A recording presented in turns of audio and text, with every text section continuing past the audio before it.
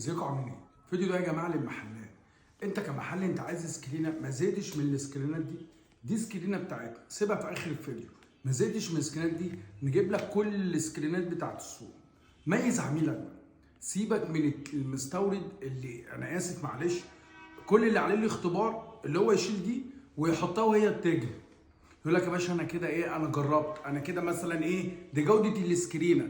لا طب تعالى كسر خبط، مفيش الكلام ده. كل اللي عليه اللي هو بيشيل دي ويجي يجيبها لك وهي بتنزل، يقول لك بص دي بتجري. طب ما طبيعي لازم تجري، وحتى لو ما جريتش اي حد مبتدئ في المجال هيعملها كده، هتمشي على طول. ايه، خدت حته هوا هنحط لزقه من تحت. بس تعالى اتكلم في جوده. يعني دي سكرينه اهي، ادي واحده اتكسر، دي غزاله تتباع في السوق. وانت كمحل خلي العميل، انا اسف معلش يعني، يتبسط من المنتج بتاعك. سيبك من التجار تحت، التجار بتجيب هي السكرينه بس بتغير ايه الباك جراوند اللي هو اللزقه دي، وهي جوده السكرين. ادي غزاله، دي نمله اهي، معلش انا اسف. اللي فضل يقول لك النمله والغزاله الجديده.